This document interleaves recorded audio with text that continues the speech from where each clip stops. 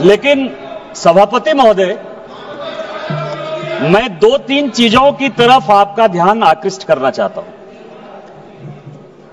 एक मुजफ्फर रिजवी जी ने एक शायरी लिखी कि लम्हों ने खता की है, सदियों ने सजा पाई। और क्या सजा है? ये पूरे दुनिया को जानने का सवाल है सर, कि बड़ा चर्चा चल रहा है कि हिंदू वक्फ बोर्ड में क्यों आए। पैगंबर मोहम्मद साहब ने वक्फ करने के लिए कहा और मैंने सभी लोगों के भाषण सुने हैं। पहला वक्फ मोहम्मद साहब को जिसने किया वो ज्यूस था, वो यहूदी था चेयरमैन सर, और उसका नाम मुखेरक था। उसने अपने 7 बगीचे मदीना में मोहम्मद साहब को गिफ्ट किए। वो ऊंट के मैदान में मारा गया और उसके बाद मोहम्मद साहब ने उसकी प्रॉपर्टी को जब्त करके पहला चैरिटेबल वक्फ स्टार्ट किया। यदि मुसलमानों ने पहला वक्फ नहीं किया, यदि मुसलमानों ने, मैं ऑन रिकॉर्ड कर रहा हूं इमरान मसूद, यदि मुसलमानों ने वक्फ स्टार्ट नहीं किया तो मोहम्मद साहब के सिद्धांत के खिलाफ जाकर आप हिंदुओं को कैसे रोक सकते हो? दूसरा सवाल यह है, यह मैं कोर्ट का आदेश लेकर आया हूं, एमपी वक्फ बोर्ड वर्सेस शुभम शाह, और यह 2007 का ऑर्डर है। जो भोपाल का मॉस्क है, भोपाल का, जिसको शहंशाहे मालवा कहते, शहंशाहे मालवा, ये राजा होलकर ने दान दिया वक्फ। हिंदू दान दे बहुत अच्छा, यहूदी दान दे बहुत अच्छा, लेकिन वक्फ बोर्ड में मुसलमान को छोड़कर कोई दूसरा कैसे हो गया?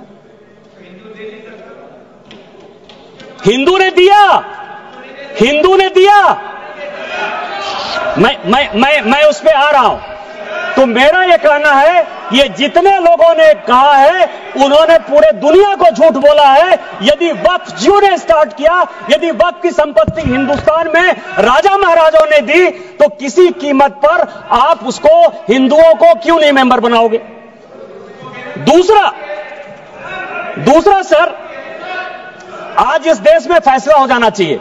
माननीय गृह मंत्री जी ने जिस चीज को स्टार्ट किया और जो छुलाकर छोड़ दिया, यहां गोरी आए, गजनी आए और बाबर आए, गोरी आए, गजनी आए और बाबर आए, तीनों लुटेरे के तौर पर आए ना?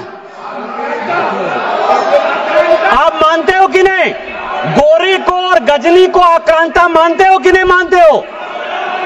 और यदि मानते हो तो हिंदुस्तान में सभापति महोदय, हिंदुस्तान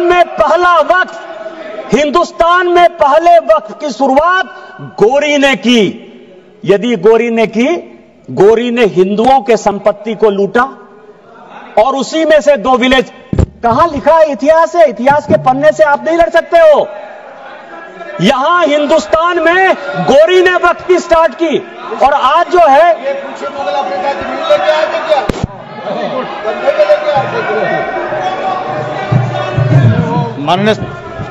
मैं आप शहर को एड्रेस कीजिए, बाकी लोगों को। मैं सभापति महोदय, मैं दूसरी चीज आपको कह रहा हूं। इस देश में यह वक्फ एक्ट आया कैसे? यह जिन्ना को पाकिस्तान बनाने का जिम्मेवार मानते हैं या नहीं मानते? पहले इन लोगों से यह पूछ लीजिए सर, फिर मैं बोलूंगा। यदि जिन्ना को मानते हैं, ये मैं पेपर लेकर आया हूं सर। 1910 में कांग्रेस पार्टी ने मुंबई से एक रिजर्व सीट जो मुस्लिम की गई, उससे जिन्ना को मेंबर ऑफ पार्लियामेंट बनाया। और उन्होंने 1911 में मुसलमान वक्फ बोर्ड बनाया। ये प्राइवेट आदमी ने बनाया, जिन्ना ने बनाया, जिसने पाकिस्तान बनाया, और आज फिर वक्फ के नाम पर ये इस देश का बंटवारा करना चाहते हैं।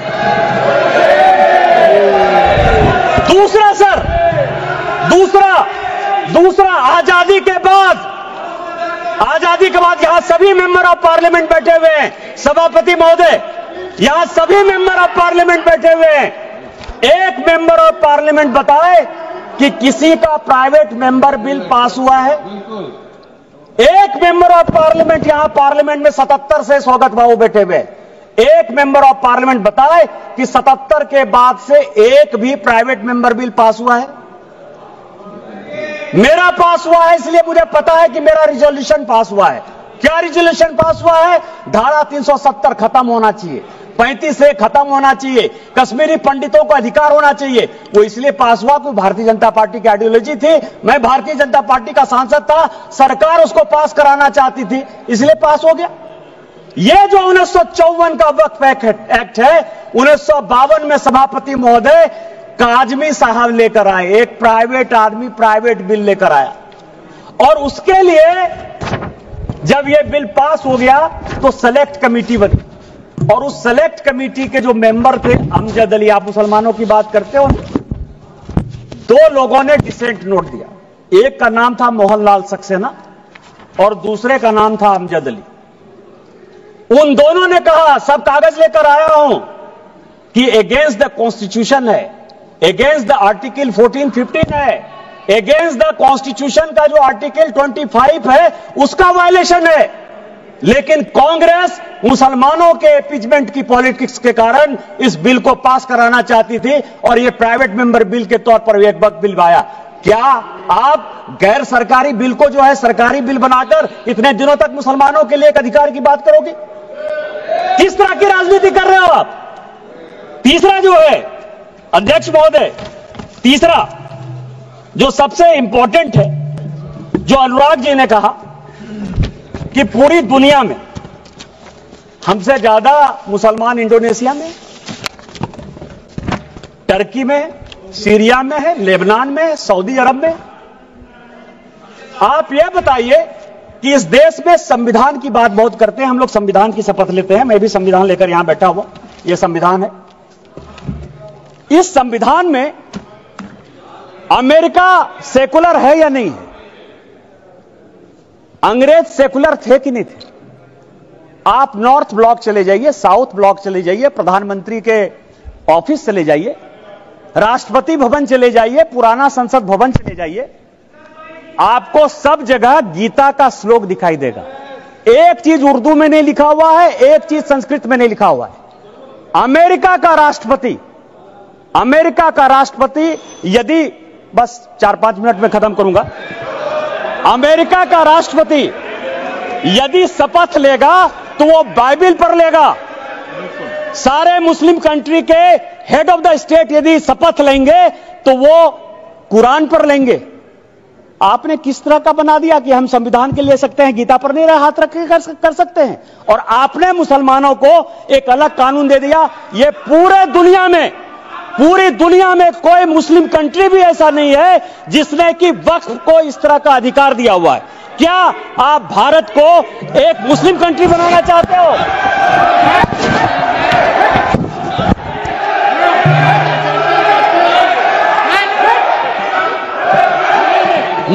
मैं सभापति महोदय इस सदन की जानकारी के लिए 1947 में जब जवाहरलाल नेहरू ने शपथ लिया ना प्रधानमंत्री पद का, तो यह संविधान नहीं था। उन्होंने गीता पर हाथ रखकर जो है शपथ लिया था प्रधानमंत्री का। उनको आप सेकुलर मानते हो कि नहीं मानते हो? मैं भी पूरा पढ़ के आया। गीता पर हाथ रखकर, यह संविधान की शपथ नहीं ली थी नेहरू ने, उन्होंने गीता की शपथ खाई थी। क्या आप उनको सेकुलर मानते हो कि नहीं मानते हो?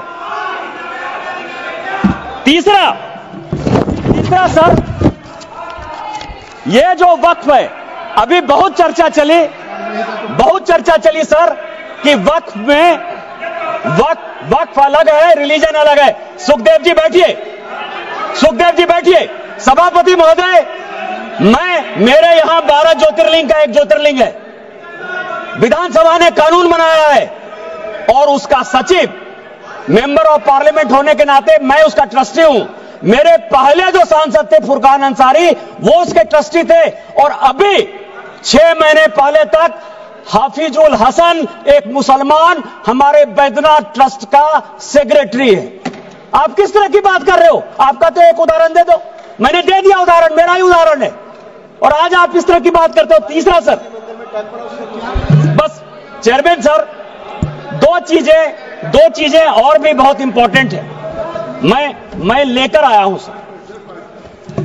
एक इवैक्यू प्रॉपर्टी एक्ट बना, जब भारत और पाकिस्तान का बंटवारा हुआ, ये चर्च की ये जो संपत्ति है सर वक्फ की, 39 लाख एकड़ कैसे हो गई और कहां डिस्प्यूट है? जब भारत पाकिस्तान का बंटवारा हुआ सभापति महोदय, तो जो यहां से भारत के लोग पाकिस्तान गए या पाकिस्तान के लोग जो यहां आए, उसमें जमीन का भी आदान प्रदान हुआ, और यह तय हुआ, ये हाउस को जानने वाली बात है कि जो भी पाकिस्तानी यहां से गए, उनकी प्रॉपर्टी इवैक्यू प्रॉपर्टी एक्ट में भारत सरकार की होगी। जो 1984 में राजा साहब बता रहे थे कि इवैक्यू प्रॉपर्टी एक्ट को क्या किया, पाकिस्तान में जाकर जो यहां से भाग के चले गए सर, जो कि इवैक्यू प्रॉपर्टी एक्ट या एनिमी प्रॉपर्टी एक्ट हो सकता था, उन सबों को पाकिस्तान जाकर उन लोगों ने कहा कि यह वक्त की संपत्ति है, क्या आप एनिमी प्रॉपर्टी को, और मैं होम मिनिस्ट्री के 5 आदेश लेकर आया हूं, 5 आदेश लेकर आया हूं कि यह इवैक्यू प्रॉपर्टी एक्ट है और यह वक्फ ने ले लिया है, यह इलीगल है, यह कानून का। आपको पता है जो बात कहा, आपको यह धर्म की बात करते हैं सर, वक्फ ने आईटीसी विंडसर बेंगलोर, ये पूरे समाज को आईटीसी विंडसर बेंगलोर वक्फ की प्रॉपर्टी है, 5 स्टार होटल को दे दिया। वहां जो है सुअर लोग खाते हैं। किस वक्त की बात करते हो? किस वक्त की बात करते हो? 12,000 किराया देता है, 50,000 किराया देता है। यहां ताज मानसिंह है सर, एनडीएमसी की प्रॉपर्टी है, 150 करोड़ रुपया साल में ताज भारत सरकार को देती है, और बेंगलोर में वक्त की प्रॉपर्टी आईटीसी विंडसर केवल 50,000 रुपया महीना में जो है अपना व्यापार चलाती है और सुअर खिलाती है लोगों को। किस तरह की बात करते हो? यही वक्त पर कानून तुम लागू करना चाहते हो, इसी तरह की बात करना चाहते हो। बस 2 मिनट में मैं खत्म करूंगा। मैं केवल ये करूंगा कि यहां तेलंगाना गवर्नमेंट है सर, तेलंगाना में ये और भी जानने की बात है, हैदराबाद में यहां बहुत आंध्र प्रदेश आंध्रा के हैं, म्युनिसिपल कॉर्पोरेशन आंध्रा ने 20 साल तक टेंडर फाइनल नहीं हुआ, क्योंकि जो राजा की संपत्ति थी, जो कि भारत सरकार या तेलंगाना सरकार की संपत्ति होती, उसको वक्फ ने ले लिया। यह सुप्रीम कोर्ट का आदेश है। सुप्रीम कोर्ट ने यह कहा कि 50,000 की प्रॉपर्टी, कम से कम 1,500 एकड़ जमीन हैदराबाद शहर में जबरदस्ती वक्फ ने ले ली है। क्या इसी तरह का कानून आप लागू करना चाहते हो? मैं अंत में यही कहूंगा कि चाहे एनिमी प्रॉपर्टी हो, चाहे इवैक्यू प्रॉपर्टी हो, वो भारत सरकार की प्रॉपर्टी है, और आप ये वक्फ के नाम पर नफरत फैलाने की कोशिश करते हो। आपने जो है इस देश को वोट बैंक की पॉलिटिक्स में मुसलमान की पॉलिटिक्स बना दिया है, हिंदुओं से आपका कोई लेना देना नहीं है। मैं अंत में केवल यही कहूंगा कि मैंने समंदर से सीखा है जीने का तरीका, चुपचाप से कहना, बहना और अपनी मौज में रहना, और अपनी मौज में भारतीय जनता पार्टी आगे बढ़ेगी, वक्त को पास करेगी, और हम जो है हिंदू मुस्लिम के बंटवारा को नहीं होने देंगे, एक अलग देश नहीं बनने देंगे, और इस कानून को पास कराएंगे। और संविधान का जो आर्टिकल 49 है, जो ये कहता है कि कोई भी प्रॉपर्टी जो भारत सरकार की है, एएसआई की है, उसका रखरखाव भारत सरकार करेगी। हम एएसआई की संपत्ति आपको नहीं लेने देंगे, इस संविधान की रक्षा करेंगे, भारत की रक्षा करेंगे, और माननीय प्रधानमंत्री जी के रहते सबका साथ सबका विकास के मापदंडों पर खरा उतरेंगे। इन्हीं शब्दों के साथ जय हिंद जय भारत। धन्यवाद। माननीय सदस्य आबू ताहिर खान जी। आबू ताहिर खान।